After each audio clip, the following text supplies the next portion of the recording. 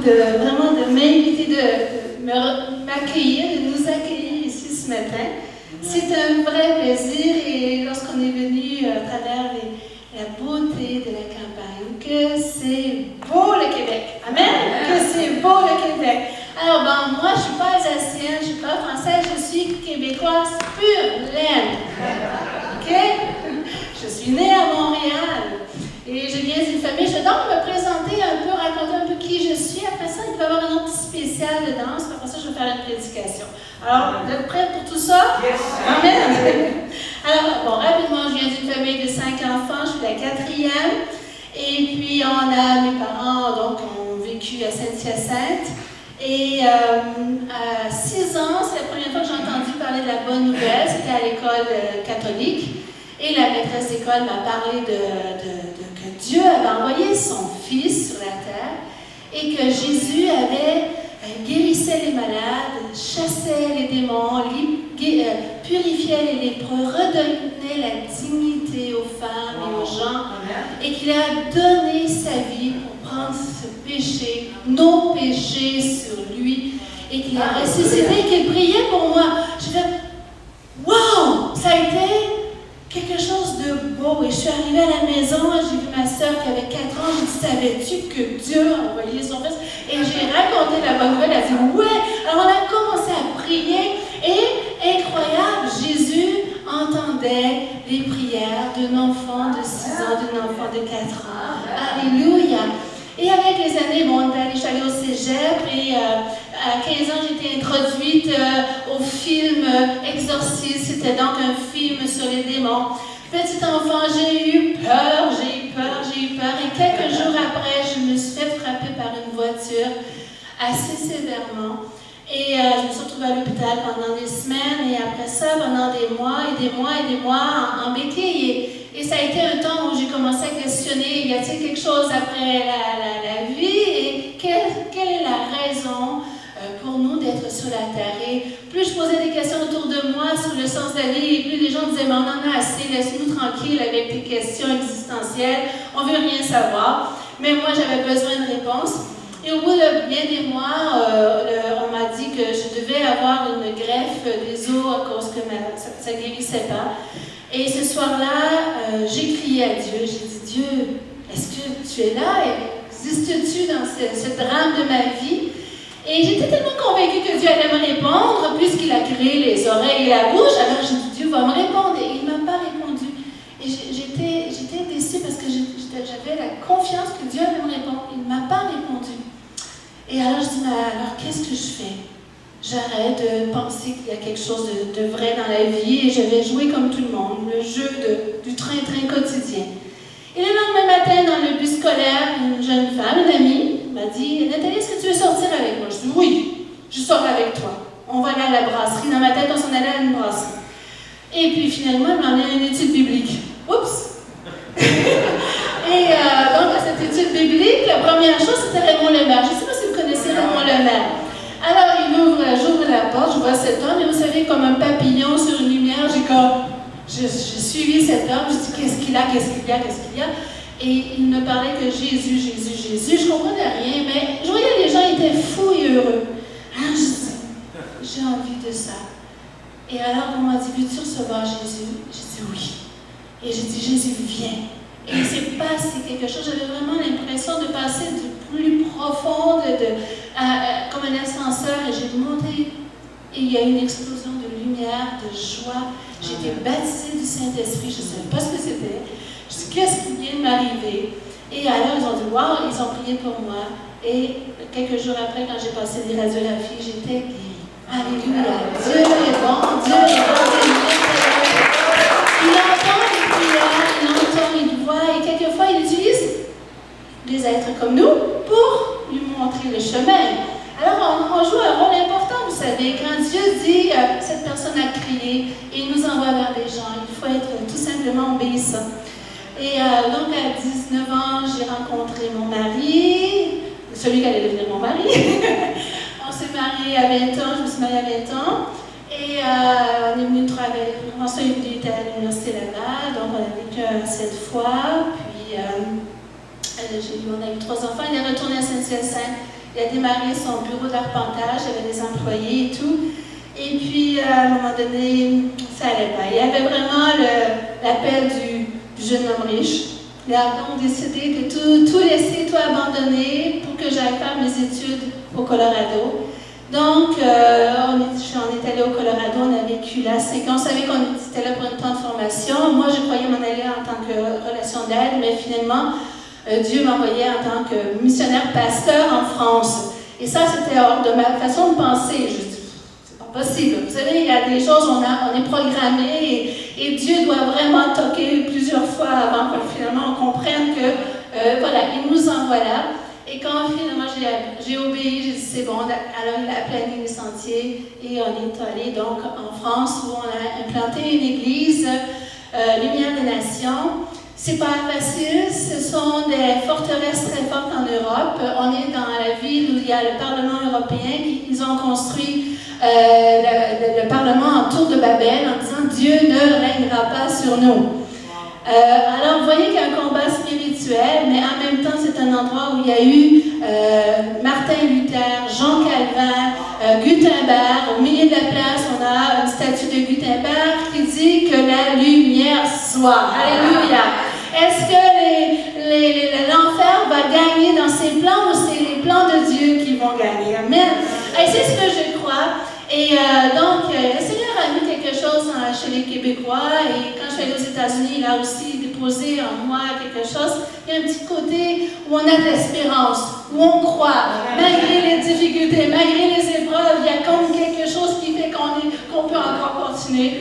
Et je crois que c'est le don que Dieu m'a donné. Alors, on a donc débuté le torrent qui purifie, dans lequel on va dans les églises, on essaie de lever une armée, alléluia, pour le Seigneur. Et on évite souvent, quand mon mari avait son bureau d'arpentage, vous savez, c'était la belle vie, belle maison, la piscine, l'argent, vous savez, c'est bon. Et une belle petite vie, puis on avait une bonne réputation, et les gens nous aimaient et tout. Et Dieu, il n'aime pas trop le confort, je ne sais pas pourquoi. Il nous a secoués, il nous a fait sortir de notre zone de confort, parce qu'il y a des gens autour qui souffrent, il y a des gens qui ça ne va pas. Et on a tendance à avoir les yeux sur nous, on a tendance à vouloir être bénis. On a tendance à voir nos petits bobos, nos petits problèmes. Et puis, quand on les regarde à la loupe, ben, ils sont gros. Hein? Mais on ne voit pas qu'il y a des gens autour qui souffrent tellement plus. Et il y a un chant, c'est un chant je crois pas, je ne sais pas s'il est chrétien. Connaissez-vous Roch Voisine? Il est pas loin d'ici. Et il y a un chant, et je crois qu'il a composé ce chant après avoir été missionnaire en Afrique, et ce chant c'est Ouvre les yeux, et qui quelque part il vient, et c'est un chant qui secoue, pour moi qui secoue une chrétienne qui dit Ouvre les yeux, parce que c'est comme si le monde appelait en disant Hey les chrétiens, où êtes-vous? On attend, on vous attend. Ouvrez les yeux, sortez de votre bulle les chrétiens. Dieu vous a tellement donné, vous marchez avec une telle puissance, vous n'en avez pas conscience. Ouvrez les yeux pour que vous puissiez venir à notre secours. Comme l'appel du Macédonien qui dit à Paul, hey, venez ici, on a besoin de vous. Dieu envoie des gens, des fois, des chants qui ne sont pas chrétiens pour dire, hey, où êtes-vous? Alors voici, on va donc laisser Magali et elle emmener cet autre chant avant que je puisse amener la prédication. Amen?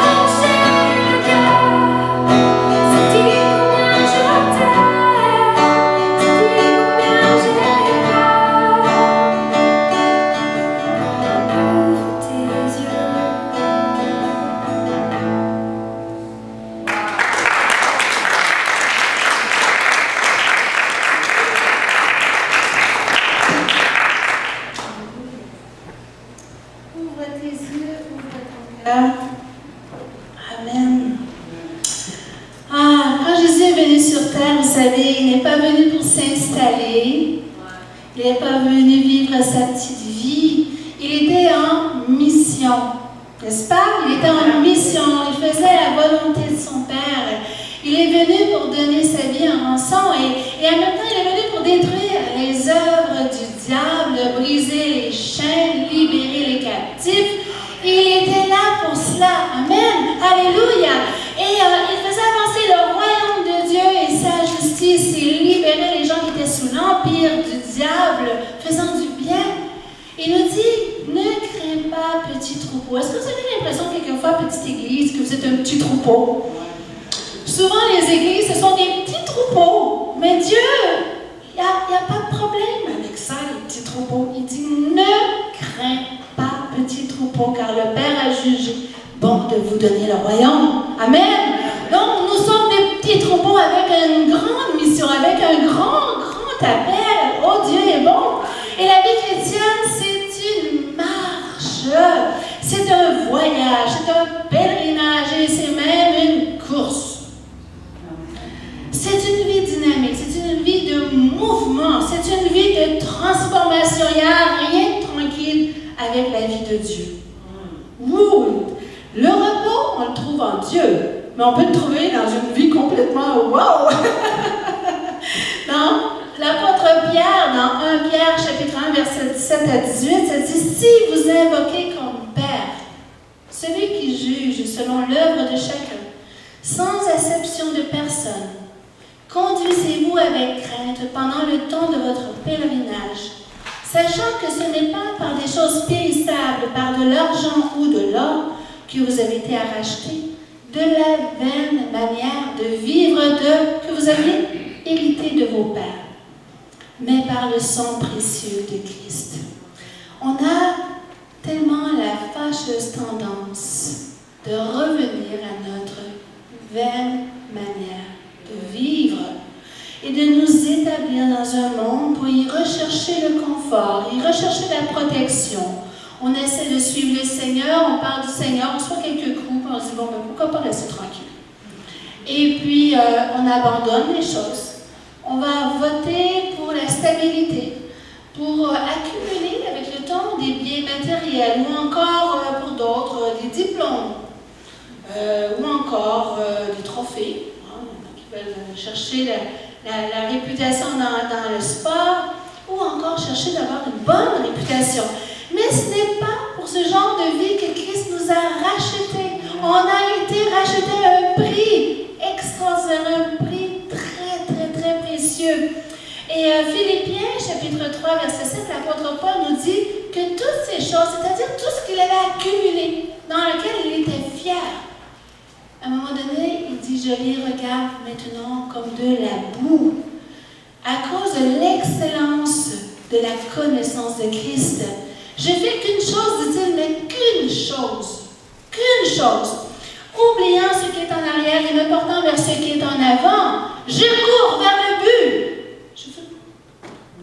Je cours vers le but pour vraiment aller chercher, pour remporter le prix de la vocation céleste de Dieu en Jésus-Christ. Alors, il ne fait qu'une chose, courir pour attraper, pour saisir. Alléluia! Vous savez, Pierre nous dit que le Père va nous juger, mais non pas les chrétiens. Mais oui, t'écris pour qui là? Hein? À qui prière il dit, il va nous juger selon l'œuvre de chacun sans exception de personne. Personne n'y échappe, tous. Dieu va nous juger, le Père va nous juger d'après nos œuvres sur la terre. Et donc, dans ce que je vous ai dit, ça dit, donc, agissez avec crainte pendant le temps de votre pèlerinage. Que veut dire crainte? Faut-il avoir peur de Dieu? Non, c'est vraiment se saisir que nous avons, parce que nous avons été rachetés à un si grand prix, c'est que nous devons maintenant ne plus vivre d'une manière vaine. Nous devons maintenant comprendre que si j'ai été payé si cher, c'est parce qu'il y a quelque chose à faire avec ma vie. Je ne peux pas y penser vivre que pour moi-même.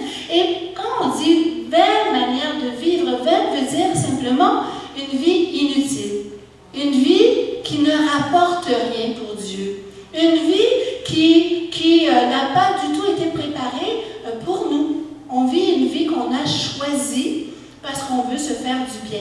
Mais c'est d'une manière vaine. Et quand on va rencontrer Dieu, Dieu va dire, « Hey, moi je t'ai créé pour ceci, je t'ai créé pour cela. J'avais un appel pour toi. J'avais quelque chose d'extraordinaire. Je t'ai racheté pour cela. » Et parce que nous, on a choisi de vivre notre petite vie pour éviter de recevoir des coups et tout, alors on a finalement une vie inutile aux yeux de Dieu, mais aussi inutile pour les personnes à qui nous devions faire quelque chose dans leur vie.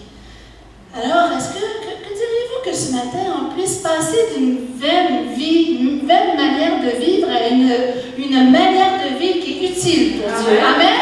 Il y a du sens, il y a de la signification, qui est vraiment une vie, la vie intéressante que Dieu a pour chacun de nous. Il y a un homme dans la Bible qui est un pèlerin, qui avait sa vie et qui a été appelé. Et pour moi, cet homme, c'est un modèle. Parce que Dieu nous donne des modèles dans la Bible qui nous aident à suivre. Et cet homme, c'est Abraham. On connaît Abraham. Personne ne connaît Abraham. On va voir qu'Abraham, c'est un homme qu'on connaît.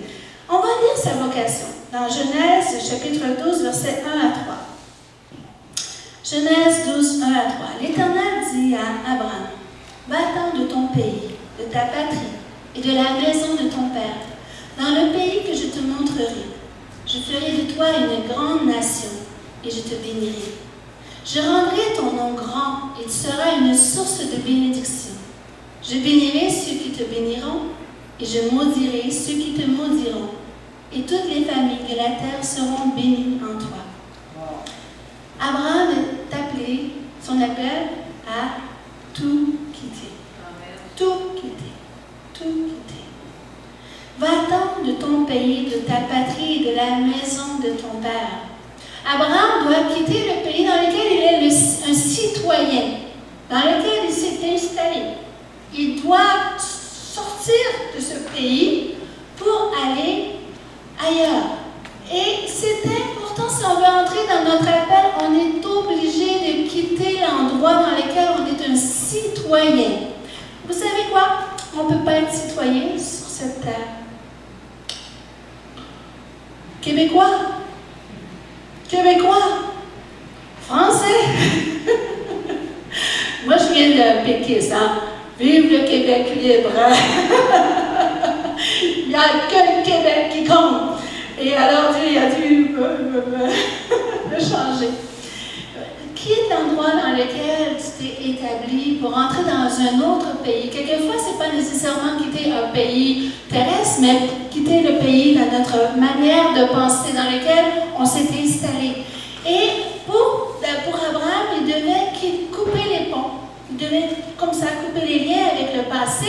Il devait couper les liens avec la maison de son père pour être capable d'apprendre à entrer dans l'appel que Dieu avait pour lui. Et accepter l'appel de Dieu, ça veut dire mourir à ses rêves, mourir à ses ambitions, mourir à tout ce qu'on avait planifié dans notre vie et commencer à embrasser les rêves et les ambitions que Dieu a pour nous.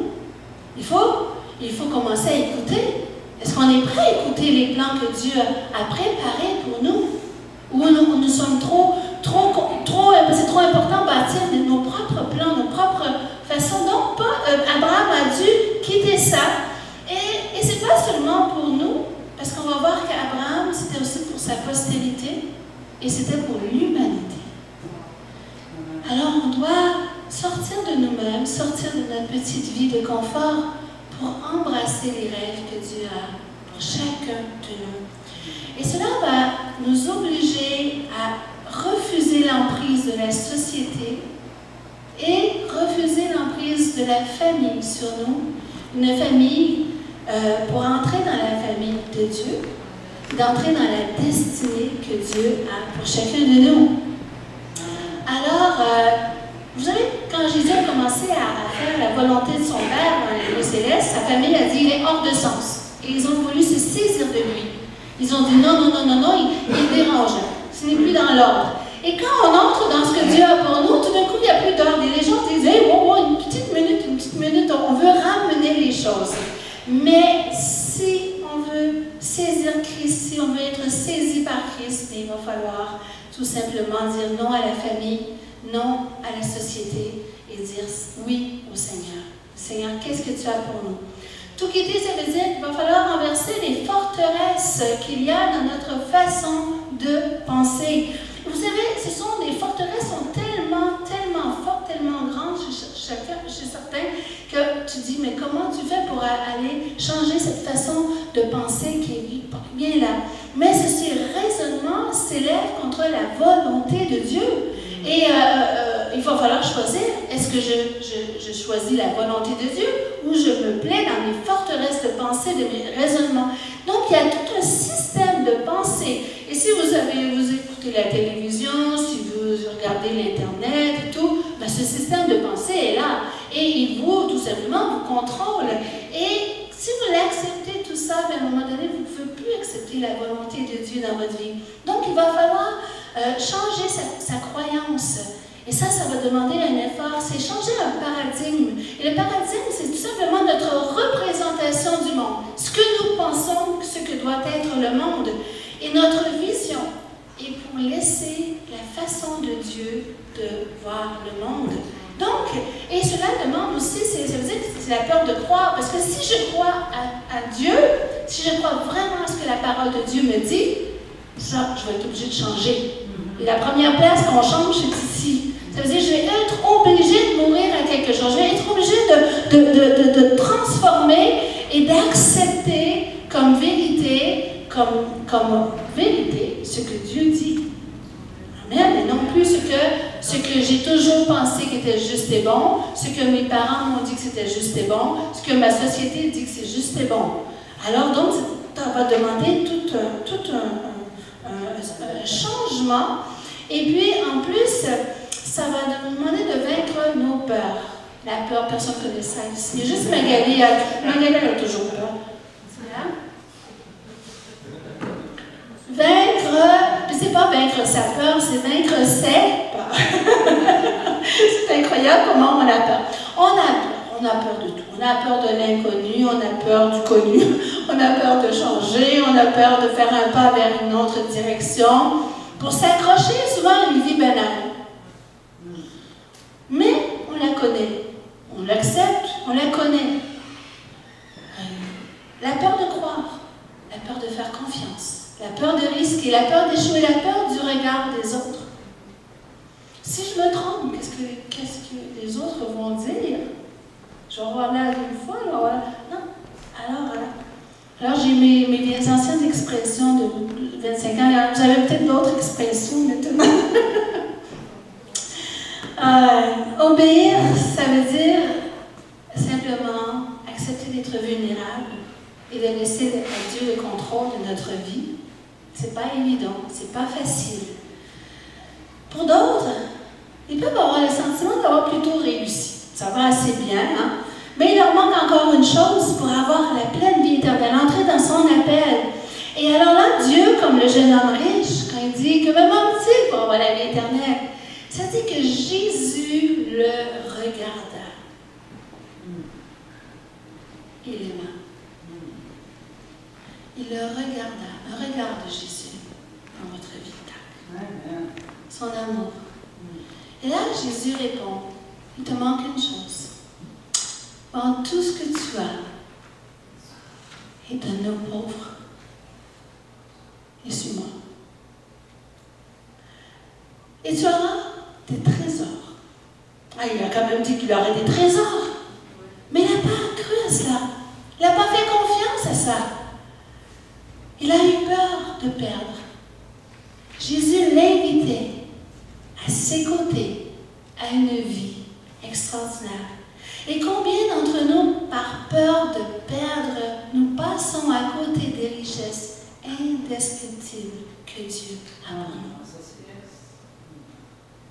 Par peur de perdre des choses que de toute façon nous allons perdre. On passe à côté de ces trésors. Moi, je veux être au ciel et je veux avoir des trésors. Amen. Amen.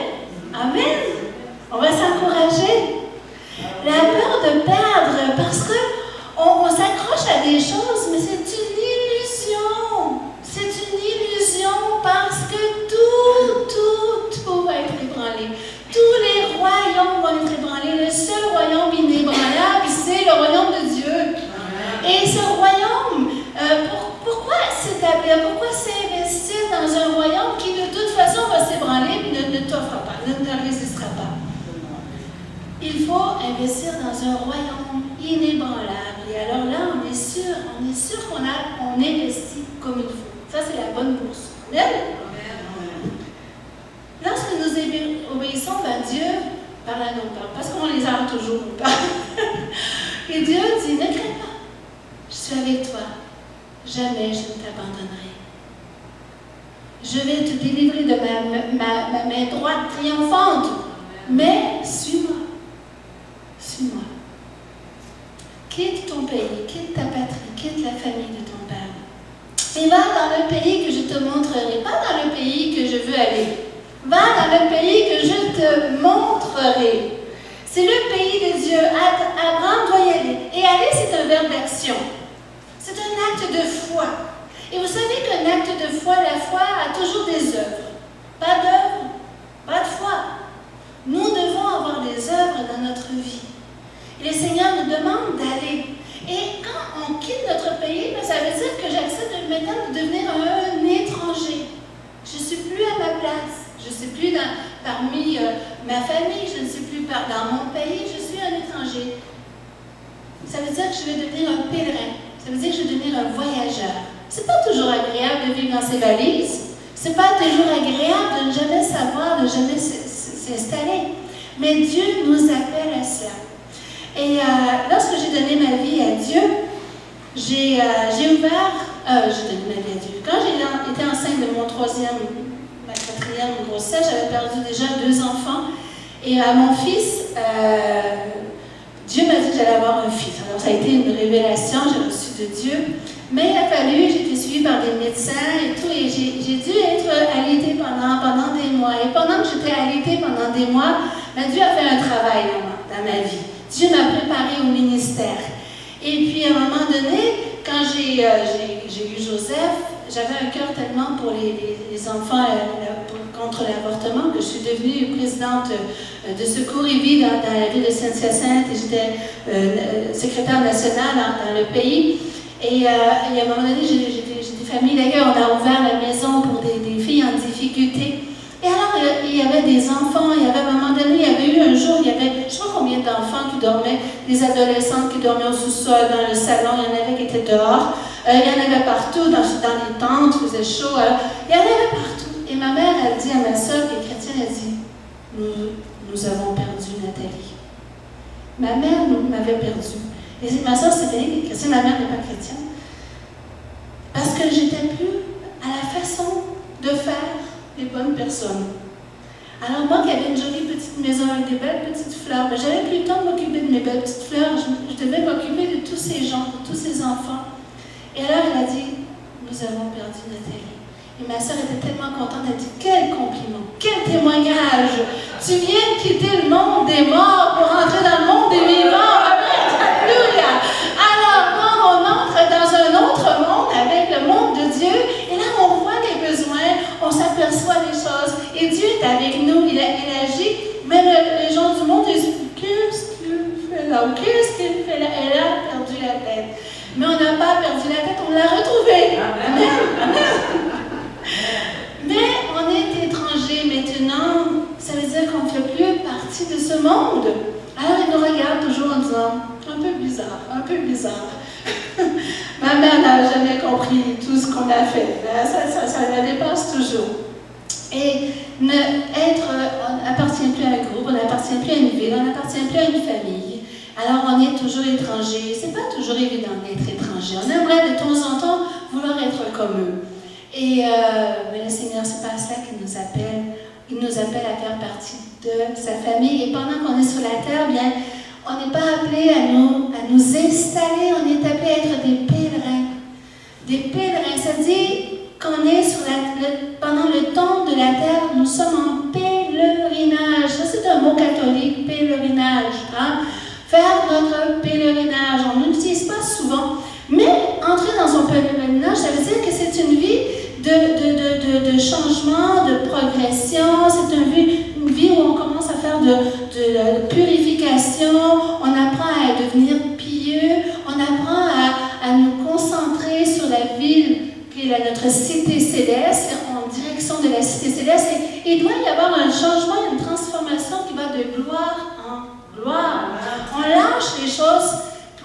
aller vers les choses de Dieu. Et le Seigneur, donc, apporte une purification à notre être tout entier, l'esprit, l'âme et le corps, afin d'être irrépréhensible.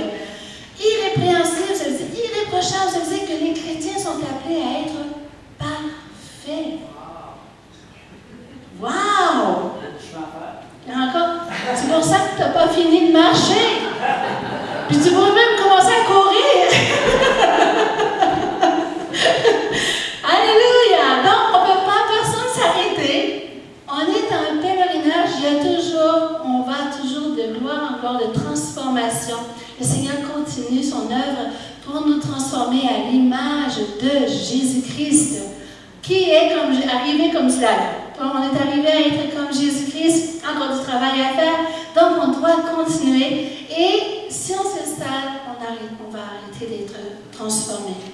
Être voyageur, quelqu'un qui voyage, doit voyager avec des valises. Plus les valises sont grosses, plus ils se déplacent lentement. Ça veut dire qu'il va falloir alléger les valises. Là, pour le voyage de Paris et Montréal, ils ont dit ça va vous coûter beaucoup plus cher si vous avez des valises dans la soute. Alors donc, on a appris à acheter des petites valises, voilà, et puis à voyager plus léger. Ce qui fait que tu sors, et les autres attendent leur valise qui est dans la soute, et toi, tu es déjà parti. Alléluia! Tu vas plus loin, tu vas plus vite, parce que tu voyages léger. Mais ça veut dire que, comme Paul dit, je cours, oubliant le passé. À un moment donné, c'est dire, je coupe ce que j'étais dans mon pays, je le laisse là. Amen? Et je vais voyager avec que ce qui m'est nécessaire pour aller vers le pays où Dieu me montre. Et alors, plus c'est léger, mieux c'est. Donc, il faut couper toute l'amertume, tous les péchés du passé, tout ce qui s'est passé avant. Il faut pardonner, il faut laisser, il faut oublier, puis il faut regarder à Jésus, aller de l'avant. Il y en a qui ont vécu des vies difficiles. Et on peut avoir un bagage d'amertume. J'ai déjà rencontré un homme qui avait fait la Deuxième Guerre mondiale et tout le bagage d'amertume qu'il avait. Je dis, coupez ça là. Ça fait maintenant 60 ans. Ça faisait combien d'années? À peu près ça, 60 ans. Je dis, laissez-le. Vivez votre vie d'aujourd'hui. Vivez, allez de l'avant. Alors le Seigneur veut qu'on coupe ça, qu'on pardonne et qu'on avance. Donc, aucune attache terrestre, prête à partir. Moi, j'avais une maison, ma maison. Pas question de la quitter. Hein? Mais le Seigneur n'aime pas nos attaches. On nous demande d'avoir une maison, je comprends qu'il n'y a pas de problème d'avoir une maison. Mais si le Seigneur dit que c'est bon, il faut dire bye. Ça simplement. Et il faut aller où Dieu nous demande. Pas d'inquiétude. Alors, donc il faut briser les chaînes, les liens qui nous retiennent au passé ou aux choses de ce monde pour vraiment suivre le Seigneur. Donc, le Seigneur il dit, mettez à vos pieds les ailes que donne l'évangile de paix. Et ça nous permet d'aller loin. Abraham devra même apprécier le voyage parce que Dieu lui promet des choses qui n'arrivent pas aussi vite qu'il aimerait. Son fils a pris combien de temps? 25 ans. Dieu dit, tu vas voir tes enfants comme le sable de la mer, les étoiles. Où est-il cet enfant? Où est-il? Quand ça va commencer? Et donc, Abraham a dû commencer à entrer dans un laps, le laps du temps de Dieu. Parce que nous, on vit dans un monde micro-ondes. Hein? Toup, toup. Seigneur, j'ai prié. Allez, hop, hop, hop, hop. Toutes les promesses tout de suite. Et Seigneur, non, on doit entrer dans le temps de Dieu. Dieu a son temps. Est-ce qu'il est parfait? On est d'accord. On ne veut pas le croire. La chair dit non, mais il est parfait. Et ce qui est intéressant, c'est qu'Abraham a été capable de voir au-delà de sa vie parce que Jésus dit qu'il a vu son jour et qu'il s'est réjoui. Donc, Abraham, des milliers, des centaines, de milliers d'années avant Jésus-Christ, a vu Jésus. Et il s'est réjoui. C'est pourquoi Dieu nous demande de voir loin. Et quand je suis arrivée, moi, pour implanter une église en France, vous savez, au Québec, les maisons, ils durent des fois 100 150, 200, tu arrives en France, tu vois un aqueduc qui a 2000 ans. Tu vois l'église de Strasbourg qui a été construite au 11e siècle. Tu dis, oups, les choses durent plus longtemps.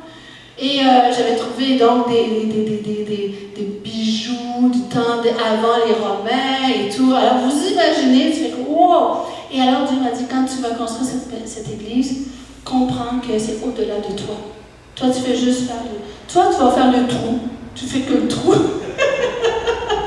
Plus le trou va être profond, plus l'édifice va s'élever. Alors donc, il faut aimer ça, les trous. Parce qu'on doit avoir une bonne fondation si on veut que ça dure pendant des années, même des siècles. Alors voilà, donc les choses doivent changer notre façon de penser, de voir et entrer dans la façon de voir de Dieu. Et Abraham, donc, doit entrer dans sa destinée. Dieu lui dit, je ferai de toi une grande nation. Une grande nation. Donc, Abraham doit sortir de la foule, il doit sortir des gens ordinaires pour devenir un être unique, un être extraordinaire. Un être avec maintenant une destinée, avec un appel, c'est quand même extraordinaire, un meneur, un modèle. Les gens vont le regarder. Parce que quand tu es dans la foule, les gens ne te voient pas.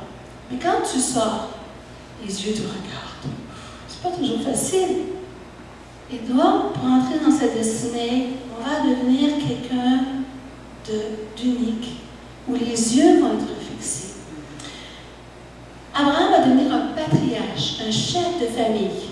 C'est-à-dire que Dieu le rendra fécond à l'infini et fera de lui des nations et des rois sortiront d'Abraham. Donc, en Genèse chapitre 18, on le voit parce qu'on voit bien sa mission. Donc, Genèse chapitre 18, versets 18 à 19, il est écrit. Abraham deviendra certainement une nation grande et puissante. Et en lui seront bénies toutes les nations de la terre. Car je l'ai choisi, afin qu'il ordonne à ses fils et à sa maison, après lui, de garder la voie de l'Éternel en pratiquant la droiture et la justice. Et qu'ainsi l'Éternel accomplisse en faveur d'Abraham les promesses qu'il lui a faites. Vous savez, en Abraham, un homme, il y avait la vie. Il y avait la vie. Il dit, de lui va sortir des rois, des nations. Il y a cette même vie en chacun de nous. Il y a cette vie. Et Dieu dit tout simplement, comprends tout ce qu'il y a en toi, tout ce que j'ai déposé lorsque je suis entré dans ta vie. Et dans Ésaïe chapitre 60, ça dit que le plus petit deviendra un millier. Qui ici se sent le plus petit de l'Église? Et le moindre, une grande nation, une nation puissante. Ça veut dire que le plus petit d'entre nous vaut 1000 personnes. Le plus petit. Et le moindre, si vous vous sentez le moindre, vous êtes une grande nation. Mais il y a une chose, dit Ésaïe. Lève-toi et sois éclairé. Lève-toi et sois éclairé. Pour que vraiment ces promesses, parce que les promesses, c'est qu'ainsi l'Éternel accomplisse en faveur d'Abraham les promesses. Il faut qu'Abraham obéisse pour que ces promesses se réalisent. C'est comme ça avec Dieu. Donc, Abraham a aussi reçu l'ordre d'enseigner à ses fils, d'ordonner à ses fils. C'est-à-dire, afin qu'il ordonne à ses fils et à sa maison, après lui, de garder la voie de l'Éternel. Pas toujours facile d'ordonner à ses enfants de suivre. C'est la nouvelle génération. On a un rôle auprès de la génération qui nous suit. Avons-nous cette conscience qu'on a une responsabilité envers la génération suivante? Ça dit ordonner, ça veut dire qu'on a l'ordre. Et la génération suivante, je ne sais pas si vous avez remarqué les enfants et les adolescents, est-ce qu'ils disent toujours oui, oui, oui? Non? Il faut les confronter. C'est pas facile. Ils se pensent meilleurs que nous toujours. Et donc, Abraham doit ordonner pour que Dieu agisse avec ses promesses. Et il doit montrer avec la droiture et la justice qu'est-ce qu'il y a à faire. Et dans Daniel, chapitre 12, verset 3, ça dit « Ceux d'entre nous qui auront été intelligents brilleront comme la splendeur du ciel, et ceux qui auront enseigné la justice à la multitude brilleront comme les étoiles. À toujours et à perpétuité. Quand je suis arrivée en France, à Strasbourg, c'était pour moi un autre continent, une autre façon de penser. Les Français sont beaucoup plus attachés au passé que nous qui avons une pensée américaine. Les Américains, on va de l'avant comme ça. Et alors là, j'avais affaire à un autre. C'était pas évident. Pourquoi ils agissent comme ça? Pourquoi ils font ça? On est un peu choqués dans toute notre manière de faire, de penser. Et Dieu dit, la première année, tu vas t'occuper de tes enfants. Il faut que tes enfants soient tes premiers disciples. Non, mais Seigneur, il y a toute chose, tu m'as appelé ici, il faut que je prouve à tout le monde que voilà. Non, tes enfants. Tes enfants. Et alors, on a donc consacré la première année à nos enfants et ils sont devenus les disciples. Alors, vous avez vu elle danser, elle était avec moi, avec François et moi à l'église, elle est un pilier d'église, elle enseigne l'anglais dans les écoles, mais elle transforme les écoles par sa présence. La même chose pour Magali, mais Magali n'est pas, c'est ma fille spirituelle. Et ma fille Kim, elle est partie donc en Colombie-Britannique parce qu'elle voulait amener la louange d'une façon beaucoup plus... voilà. Elle est allée suivre des cours en Colombie-Britannique, elle a rencontré un jeune homme. Elle l'a marié. Elle est restée, elle a adopté le Canada anglais. Elle nous a fait 3 bons petits-enfants, les plus beaux. Je suis désolée, grand-papa, grand-maman, ce sont les plus beaux, ils sont beaux. Voilà, donc, et elle est engagée dans son église, elle et son mari, dans la ville où elle est. Et Joseph, le petit dernier, qui est rendu grand maintenant, 30 ans, hein, j'ai vu. Alors lui, il est aussi à fond, il travaille avec moi beaucoup dans le torrent qui purifie et à l'église. Et bien sûr, ils font aussi partie du torrent qui purifie. Donc, ces enfants, lorsqu'il y a des moments, des coups durs, ce sont ceux qui veillent sur nous, ceux qui nous protègent, ils ont la foi, ils nous relèvent. Et alors, on n'est pas seul, on est avec l'autre génération, 2 générations ensemble, amen, et on prépare la 3e, alléluia. Donc, c'est ce que Dieu veut, il veut qu'on ordonne, et quand les gens voient une famille ensemble, unie, à travailler pour le Seigneur, waouh, c'est un témoignage puissant et vivant. Et quelles sont les promesses que Dieu a données à Abraham? Parce qu'il y a des promesses lorsqu'on entre dans la paix de Dieu. Est-ce que vous aimez les promesses? On va en regarder juste tout petit parce qu'il y en a des promesses, il y en a trop. Alors il faudrait une série d'1 an ou 2 ou 3, je ne sais pas. Là, on va juste en prendre 3 versets, tout petit. Genèse 12, verset 1 à 3. Ça dit que Dieu le bénira. Qui veut être béni? Amen. Tout le monde est béni? Ils ne veulent pas, mais c'est bon. Dieu veut bénir, Dieu le bénira. Il rendra son nom grand. Avoir de l'influence, ça va au-delà du temps. Vous vous imaginez, Abraham, il a peut-être perdu sa réputation lorsqu'il est sorti de son pays pour s'en aller dans un pays, le pays que Dieu a. C'est le premier, vous savez, il n'y avait pas de chrétiens. Et Dieu a choisi Abraham, puis il dit, je vais lui montrer le pays. Donc Abraham a peut-être perdu sa réputation. Mais vous connaissez le nom d'Abraham.